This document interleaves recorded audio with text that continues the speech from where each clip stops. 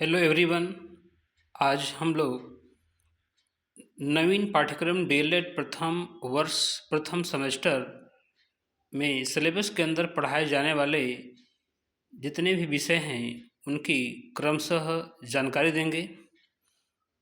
जैसा कि मैं सुनील वर्मा, प्रवक्ता डीएलएड, आपको सिलेबस की क्रमशः जानकारी देने जा रहे हैं। इस सिलेबस के माध्यम से आपको क्या क्या पढ़ना है इसकी जानकारी आपको प्राप्त हो जाएगी और हम आपको इस चैनल के माध्यम से सारी जानकारी जो भी हमें प्राप्त होंगी या सिलेबस से जुड़ी जो भी जानकारी हमें होगी उनकी जानकारी आप तक पहुंचाने का प्रयास करेंगे। और आपका एक छोटा सा प्रयास कि आप लोग अधिक से अधिक हमारे चैनल को सब्सक्राइब करें एवं शेयर, लाइक, कमेंट भी करें, जिससे कि हमें भी मोटिवेशन मिलते रहे। और सब्सक्राइब करने के पश्चात आपको जो भी जानकारी हमारे पास से होगी वो आपको घर बैठे प्राप्त हो सकती है। जैसा कि हम जानते हैं कि हमारे डीएलएड के प्रशिक्षु दूर दराज से भी हैं। अब हम चलते हैं अपने पहले सब्जेक्ट की ओर, जो कि सिलेबस के माध्यम से क्या क्या पढ़ना है। पहली बात होती है कि पढ़ने के लिए हमें संसाधन के साथ साथ मुझे संसाधन का एक हिस्सा आपका पाठ्यक्रम भी है। पाठ्यक्रम में मुझे क्या पढ़ना है पहले ये तो पता होना चाहिए, क्योंकि भाई आपको बताने का प्रयास कर रहे हैं कि हमें क्या क्या पढ़ना है। आज हम लोग पहले अगर हम बात करें इसमें पहले पेपर की, तो पहला पेपर हमारा इसमें बाल विकास एवं सीखने की प्रक्रिया है। इसमें हमारे कुछ कंटेंट हैं, कुछ विषय वस्तु हैं जो कि कक्षा में पढ़ाए जाने हैं। कक्षा शिक्षण कंटेंट हमारे पास यहाँ उपलब्ध हैं। इसमें पहला कंटेंट हमको मिलेगा बाल विकास, और बाल विकास के अंदर देखा जाए तो हमें बाल विकास का अर्थ, आवश्यकता तथा क्षेत्र हमें पढ़ना है। इसके बाद हम दूसरे टॉपिक की तरफ और आगे बढ़ेंगे। बाल विकास की अवस्थाएं हैं जो कि बहुत ही महत्वपूर्ण है। यह आपके competitive exam, TET, super TET, यस टेट, यहाँ तक कि बीपीएससी में भी आपको इसमें से प्रश्न पूछे गए हैं, जिसमें कि शैशवावस्था, बाल्यावस्था, किशोरावस्था एवं इसके अंतर्गत होने वाले विकास। इसके अंदर शारीरिक विकास, मानसिक विकास, मानसिक विकास में आगे चला जाए तो उसमें बुद्धि, बुद्धिलब्धि जिसे हम आईक्यू कहेंगे, बुद्धि परीक्षण। इसके बाद संवेगात्मक विकास, संज्ञानात्मक विकास।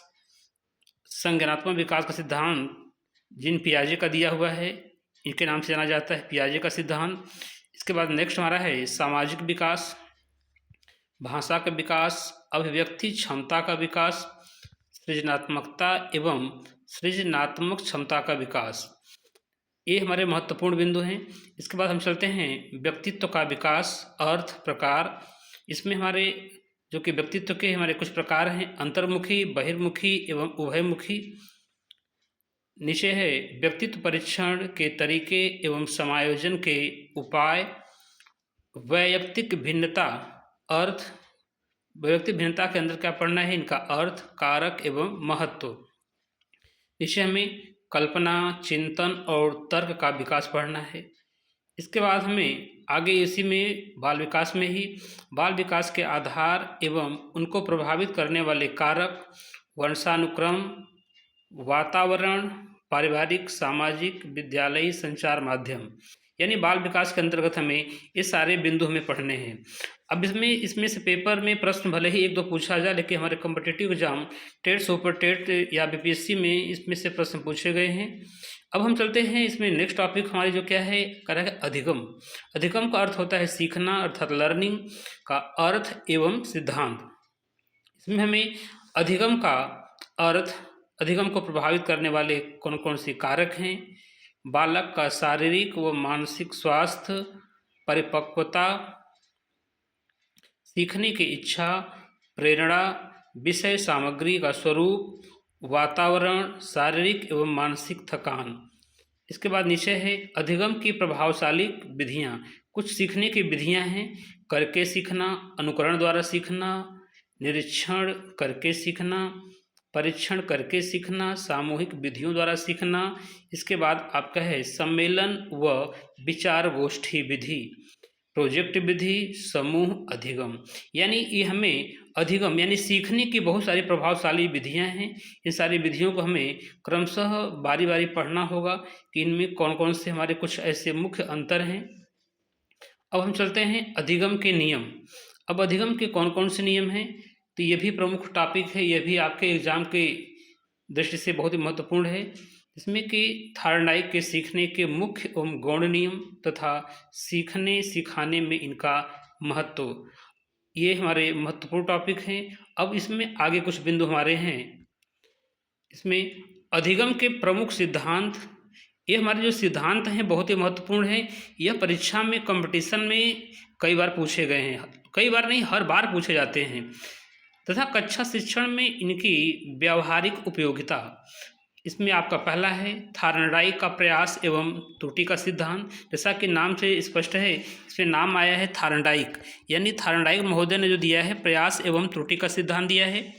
इसके बाद दूसरा है पावलाव का संबंध प्रतिक्रिया का सिद्धांत, स्किनर का क्रिया प्रसूत अधिगम सिद्धांत, कोहलर का सूझ या अंतर्दृष्टि का सिद्धांत, पियाजे का सिद्धांत, इसमें व्योगास्की का सिद्धांत, ब्रूनर का सिद्धांत, सीखने का वक्र, उनके अर्थ एवं प्रकार, सीखने में पठार और उनका अर्थ और कारण एवं उनके निराकरण। नेक्स्ट है सीखने का स्थानांतरण। सीखने के स्थानांतरण का अर्थ क्या है, उनके प्रकार क्या हैं, उनके सिद्धांत एवं सीखने सिखाने में स्थानांतरण का महत्व क्या है। अब इसमें नेक्स्ट टॉपिक हमारी है अभिप्रेरण। अभी हम पहले पेपर की ही तैयारी कर रहे हैं, जैसे कि बाल विकास एवं अधिगम था। अभिप्रेरण, अर्थ, प्रकार एवं उनके महत्व हमें जानना है। इसके बाद नीचे चलते हैं। अभिप्रेरण की विधियां रुचि, सफलता, प्रतिद्वंदिता, सामूहिक कार्य, प्रशंसा, पुरस्कार, ध्यान, खेल, सामाजिक कार्यक्रमों में सहभागिता, कक्षा का वातावरण, सीखने सिखाने के संदर्भ में तथा विद्यालयी व्यवस्था के संदर्भ में समुदाय के सक्रिय सदस्यों, ग्राम शिक्षा समितियों, विद्यालय प्रबंध समिति तथा अन्य प्रकार की विद्यालयी समितियों के सदस्यों का अभिप्रेरण पढ़ना है। अब उसी क्रम में नीचे हमारा नेक्स्ट बिंदु है ध्यान। ध्यान का अर्थ, प्रकार, ध्यान को प्रभावित करने वाले कारक एवं बच्चों को ध्यान केंद्रित करने के उपाय। अब हमें ध्यान से संबंधित जानकारी यहाँ पे देनी है। इसके बाद नेक्स्ट हमारा टॉपिक इसमें है रुचि। रुचि का अर्थ, प्रकार तथा बच्चों की रुचि का परीक्षण व उनमें रुचि उत्पन्न करने की विधियाँ। बच्चों में हमें जो भी रुचि उत्पन्न करने की विधियां हैं, बच्चों में हम रुचि कैसे उत्पन्न करेंगे, इसकी जानकारी हम यहाँ प्राप्त करेंगे। अधिगम में रुचि का महत्व, ध्यान एवं रुचि का संबंध। नीचे हमारा एक टॉपिक है स्मृति। स्मृति में हम पढ़ेंगे स्मृति का अर्थ, प्रकार तथा अच्छी स्मृति के प्रभावी कारक। इसी में हमारा विस्मरण है, विस्मरण का अर्थ, कारण एवं महत्व। और अंत में आपके पहले पेपर में सांख्यिकी को जोड़ दिया गया है, जिसमें कि सांख्यिकी का क्या अर्थ है, उनका महत्व एवं आंकड़ों का रेखा चित्रीय निरूपण है, जिसके अंतर्गत आपको दूसरा बिंदु पढ़ना है माध्य, माध्यिका एवं बहुलक की आपको सामान्य जानकारी, इनके सूत्र और इनमें न्यूमेरिकल जो भी हैं इनको पढ़ना होगा। इनमें कुछ छोटे मोटे प्रश्न भी, सवाल सूत्र भी हैं। अब हम लोग ये जितना भी था जानकारी आपका डीएलएड प्रथम पेपर बाल विकास से संबंधित था। अब हम लोग चलते हैं इसमें दूसरा पेपर। डीएलएड का दूसरा पेपर हमारा है शिक्षण अधिगम के सिद्धांत। कम से कम आप लोगों को पहले तो नाम पता हो जाए कि मुझे कौन कौन से पेपर की जानकारी प्राप्त करनी है। शिक्षण अधिगम के सिद्धांत। अब शिक्षण अधिगम के सिद्धांत में हमें कुछ कक्षा शिक्षण विषय वस्तु हैं, यानी कक्षा में पढ़ाए जाने वाले जो भी कंटेंट हैं कौन कौन से हैं। कर शिक्षण का अर्थ तथा उद्देश्य। शिक्षण का क्या अर्थ है या उनका क्या उद्देश्य है। इसके अंतर्गत मेरा पहला टॉपिक है संप्रेषण। संप्रेषण का अर्थ, संप्रेषण की आवश्यकता एवं महत्व, संप्रेषण के घटक एवं उनके कारक, संप्रेषण के प्रकार, प्रभावी संप्रेषण के तरीके, शिक्षण के सिद्धांत, ये आपका पहला टॉपिक था संप्रेषण, दूसरा है शिक्षण के सिद्धांत। शिक्षण के सिद्धांत में हमें पहला टॉपिक पढ़ना है करके सीखने का सिद्धांत, दूसरा है प्रेरणा का सिद्धांत, रुचि का सिद्धांत, निश्चित उद्देश्य का सिद्धांत, नियोजन का सिद्धांत, चयन का सिद्धांत, वैयक्तिक भिन्नताओं का सिद्धांत, लोकतंत्री व्यवहार का सिद्धांत, जीवन से संबंध स्थापित करने का सिद्धांत, आवृत्ति का सिद्धांत, निर्माण एवं मनोरंजन का सिद्धांत, विभाजन का सिद्धांत, लघु सोपानों में। ये हमारे सिद्धांत हैं। ये सिद्धांत हमारे कॉम्पिटिटिव एग्जाम में बहुत बार पूछे गए हैं। यहाँ से कम आपको क्लास के साथ साथ तैयारी इसकी करनी है कि कंपटीशन में भी आपको दिक्कत न हो। कंपटीशन से अभिप्राय आपका, जैसे आप टीचिंग एग्ज़ाम जो भी आप देंगे, टेट हो, सुपर टेट हो, एस्टेट हो, या आपका बीपीएससी की शिक्षण संबंधित कोई भी टीचर बनने का कोई भी आपका एग्ज़ाम हो, उसमें ये सब आपके बिंदु पूछे जाएंगे। अब हम नेक्स्ट चलते हैं। इसमें दूसरा बिंदु है शिक्षण के सूत्र। देखिए ये भी महत्वपूर्ण है।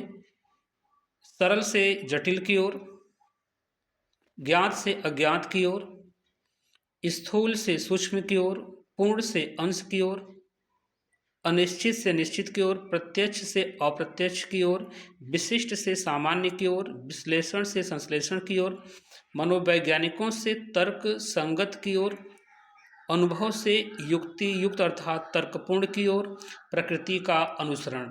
यानी शिक्षा के सूत्र, जो भी शिक्षण सूत्र हमारे हैं, इन शिक्षण सूत्रों को बहुत ही आसानी से भलीभांति इसको हमें पढ़ना है, क्योंकि ये प्रश्न हमारे पेपर में कंपटीशन में भी कई बार पूछे गए हैं और अपने डीएलएड में तो पूछा ही जाएगा।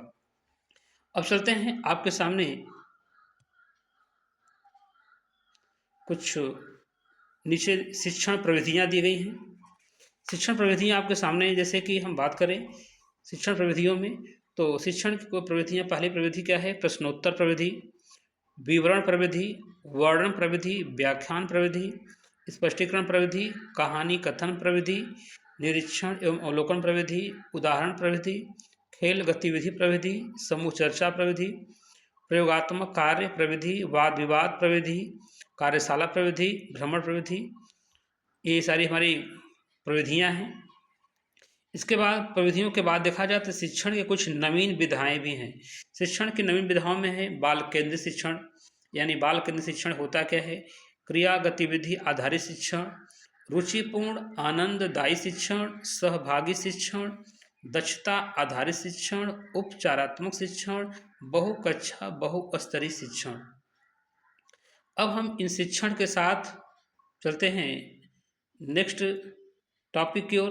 पर दूसरा पेपर हमारा शिक्षण अधिगम के सिद्धांत था, जिसमें कुछ सभी टॉपिक बचे हुए हैं। इसमें है सूक्ष्म शिक्षण के आधारभूत कौशल, सूक्ष्म शिक्षण का अर्थ, आवश्यकता एवं महत्व एवं उनके प्रकार, शिक्षण कौशल का अर्थ, पाठ प्रस्तावना कौशल, उद्देश्य कथन कौशल, प्रश्न कौशल, व्याख्यान कौशल। इसके बाद है सोदाहरण स्पष्टीकरण या दृष्टांत कौशल, छात्र सहभागिता कौशल, उद्दीपन परिवर्तन कौशल, पुनर्बलन कौशल, श्यामपट्ट लेखन कौशल, पुनरावृत्ति कौशल। शिक्षण में एक से अधिक कौशलों एवं गतिविधियों का समावेश, यानी आप एक शिक्षण में एक से अधिक कौशलों का कैसे समावेश करेंगे, इनकी आपको भरपूर जानकारी दी जाएगी। इसके बाद आपको अपेक्षित अधिगम स्तर के अंतर्गत इसकी संकल्पना क्या है, अर्थात इसका कॉन्सेप्ट क्या है, अधिगम स्तर की संप्राप्ति में अधिगम अनुभवों का संयोजन, अपेक्षित अधिगम प्रतिफल का अधिगम का पुनर्बलन में महत्व। इसके बाद आपके टॉपिक में है शिक्षण अधिगम सामग्री। शिक्षण अधिगम सामग्री का अर्थ क्या है, आवश्यकता, महत्व, शिक्षण अधिगम सामग्री के प्रकार एवं उनका वर्गीकरण, उत्तम शिक्षण अधिगम की विशेषता, सामग्री की विशेषताएं कौन कौन सी हैं, शिक्षण अधिगम सामग्री के प्रकार, इंद्रिय जनित अधिगम कराने हेतु विभिन्न पदार्थ वस्तुएं क्रियाएं यथा स्पर्श, जैसे आपका है स्पर्श, सूंघना, चखना, ये हमारी इंद्रिय जनित अधिगम के लिए है। इसके बाद कुछ हैं दृश्य सामग्री हैं, इसमें प्रशिक्षु एवं बच्चों द्वारा निर्मित सामग्री, बाजार से क्रय सामग्री, यानी इन सब चीज़ों की आपको सामान्य जानकारी आपको दी जाएगी। अब पहले इसमें आपको ये पता होना चाहिए कि कौन सी दृश्य सामग्री है। तो इसमें से हमारे तमाम ऐसे हैं, ऑपरेशन ब्लैक बोर्ड किट, गणित किट, जो भी चीज़ें हैं ये सब चीज़ें मुझे यहाँ से पढ़नी है। इसके बाद हम श्रव्य सामग्री क्या क्या है, जैसे कि tape recorder, audio CD, cassette player आदि। इसके बाद दृश्य और श्रव्य सामग्री, जो दृश्य और श्रव्य दोनों हो, कंप्यूटर, टेलीविज़न, क्योंकि इनमें से बहुविकल्पी प्रश्न आपके पेपर में आते हैं कि इसमें से कौन सी दृश्य सामग्री है, कौन सी श्रव्य सामग्री है, कौन से दृश्य और श्रव्य दोनों हैं। यानी इस टॉपिकों को थोड़ा सा हम लोग ध्यान से पढ़ेंगे। इसके बाद जो नीचे हमारे कुछ बिंदु दिए गए हैं, ये बिंदु कोई खास महत्वपूर्ण नहीं है। ऐसा नहीं है कि सिलेबस में जो चीज़ दी गई है आपको सब टोटल दे दिया जाए कि पेपर में आए या ना आए, तो आपको इधर अपना ध्यान नहीं देना है। अब हम आपको ले चलते हैं आपके तीसरे पेपर की तरफ। अब हम लोग तीसरे प्रश्न पत्र विज्ञान की बात करेंगे। विज्ञान में क्या क्या पढ़ना है, इसमें आपका सजीव वस्तुएं, प्राकृतिक और मानव निर्मित वस्तुएं तथा उनका वर्गीकरण, यानी प्राकृतिक और मानव निर्मित वस्तुएं हैं उनका उन्हें वर्गीकरण करना है। सजीव व निर्जीव वस्तुओं में अंतर क्या है, पौधों और जंतुओं में अंतर क्या है, उनकी समानता क्या है। जंतु व वनस्पतियों में वातावरणीय अनुकूलन की बात करेंगे हम लोग। वनस्पति जगत में हम पौधों के विभिन्न भाग एवं उनके कार्य, पौधों एवं जंतुओं की उपयोगिता, पौधों के विभिन्न भागों का रूपांतरण एवं उपयोग, पौधों में प्रजनन एवं उसके प्रकार, अलैंगिक व लैंगिक जनन, पुष्प के भाग, परागण, निषेचन, बीज तथा बीजों का प्रकीर्णन। इसके बाद हम लोग उसमें भौतिक मापन में पढ़ेंगे। भौतिक मापन की हमें आवश्यकता क्या है, उनकी विधियाँ, उनका स्टैंडर्ड MKS RSI पद्धति में। इसके बाद हम मापन में जो प्रयुक्त हमारे उपकरण हैं, जैसे आपको rain gauge, thermometer, clinical thermometer, आपको इसमें पढ़ाया जाएगा। इसके बाद हम बात करेंगे इसमें गति एवं बल। गति क्या है, गति के नियम, गति के प्रकार तथा रेखीय गति, वृत्तीय गति, घूर्णन गति, दोलन गति। इसके बाद नीचे हम पढ़ेंगे चाल, चाल की परिभाषा, सूत्र एवं उनके मात्रक। बल में पढ़ेंगे पेशी, गुरुत्वीय, चुंबकीय, विद्युतीय तथा घर्षण बल। इसके बाद हम इसमें कुछ रसायन विज्ञान से संबंधित चीज़ें हैं, पदार्थ एवं उसकी अवस्थाएं। पदार्थ की अवस्थाएं, जैसे कि इसमें यथा ठोस, द्रव और गैस के बारे में पढ़ाया जाएगा, उनके गुण, संरचनाएं, पदार्थों का घुलना, मिश्रण के प्रकार व मिश्रणों का पृथक्करण। इन बिंदुओं पर हम लोग चर्चा करेंगे। यानी इस बिंदु तक हमें टोटल साइंस में पढ़ना है। अब हम थोड़ी सी बात कर लेते हैं मैथ की, क्योंकि आधा सिलेबस हम लोग सोच रहे हैं कि अगले वीडियो में बनाएंगे, क्योंकि वीडियो काफ़ी लंबा हो जाएगा। सिलेबस है, थोड़ा थोड़ा सिलेबस रहेगा। अब हम बात करेंगे इसमें कि इसमें हमारा नेक्स्ट पेपर है गणित। अब देखते हैं कि हमें गणित में क्या क्या पढ़ना है। जैसा कि देख रहे हैं कि इसमें हमारा पहला टॉपिक है संख्या तथा संख्यात्मक का बोध, अंकों का ज्ञान, स्थानीय मान। स्थानीय मान हम कई तरीके का पढ़ेंगे, गुणा और भाग की संकल्पना एवं संक्रियाएँ, भिन्न की संकल्पना तथा गणितीय संक्रियाएँ, दशमलव की अवधारणा, दशमलव संख्या में प्रयुक्त अंकों की स्थानीय मान तथा गणितीय संक्रियाएँ, अपवर्तक जिसे विभाजक भी कहते हैं, अपवर्त जिसे गुणज भी कहते हैं, समापवर्तक तथा समापवर्त की अवधारणा। इसके बाद लघुत्तम समापवर्त तथा महत्तम समापवर्तक की अवधारणा, भाज्य तथा अभाज्य संख्याओं का अर्थ, प्रतिशत का अर्थ तथा संकेत तथा प्रतिशत का ज्ञान। ये प्रतिशत का सिलेबस बहुत बड़ा है, लेकिन कंपटीशन के हिसाब से नहीं पढ़ना है, इसमें सामान्य जानकारी रखना हुआ है।